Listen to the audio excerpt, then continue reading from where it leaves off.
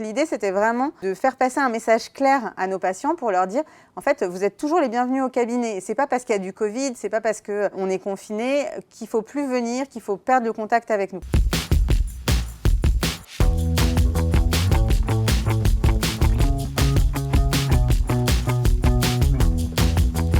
Comment avez-vous communiqué avec vos patients sur l'ouverture de votre cabinet lors de ce deuxième confinement? Nous, on a beaucoup procédé avec l'outil Doctolib. Moi, j'avais accepté qu'il y ait un mailing qui soit envoyé systématiquement à tous mes patients pour les prévenir qu'on maintenait l'activité et pour les inciter à continuer à venir en consultation comme d'habitude. Quels sont les patients qui sont peut-être particulièrement à risque et qu'il faut surveiller de près? Et comment est-ce que vous gardez le lien, vous, de votre côté, avec ces patients? Je leur ai demandé de les appeler un par un pour voir si ça allait bien, éventuellement reprogrammer des visites à domicile si c'était nécessaire et en tout cas continuer à maintenir le lien avec eux. Ils ont été hyper touchés en fait, on a vraiment insisté sur le fait qu'on pouvait se déplacer s'il le fallait. Ils étaient vraiment contents qu'on se soucie d'eux et qu'on leur propose des solutions. Comment avez-vous intégré la téléconsultation dans votre emploi du temps depuis le début de l'épidémie? Moi j'ai fait le choix au cabinet de la mélanger avec le reste en fait. J'ai pas de créneau dédié pour la téléconsultation et finalement ça permet aussi de réguler un peu le flux dans la salle d'attente parce qu'on a aussi cette contrainte là. Docteur Gers,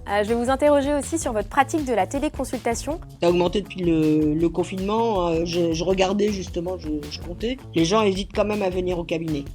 Concernant la téléconsultation, quels sont les avantages que vous y voyez de votre côté? C'est comment une grande flexibilité, c'est une communication différente et ça nous oblige à interroger les gens différemment, à être plus carré, à faire des interrogatoires beaucoup plus avancés qu'avant.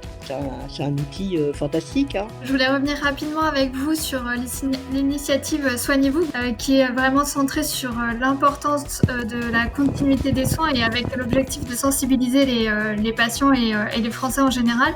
Parce qu'on a vu que lors de la première vague et lors du premier confinement, on a eu une baisse de 44% de fréquentation des cabinets chez les médecins généralistes, ce qui signifie qu'un Français sur 3 a renoncé à consulter. Quel a été l'impact de cette initiative sur vos patients? Pendant la première période, effectivement, il y a énormément de patients qui ont déserté nos cabinets et du coup, quand on a déconfiné, on a revu des patients avec soit des pathologies, effectivement, comme disait ma collègue, qui avaient un peu évolué et qui n'avaient pas été pris en charge suffisamment tôt et c'est toujours regrettable.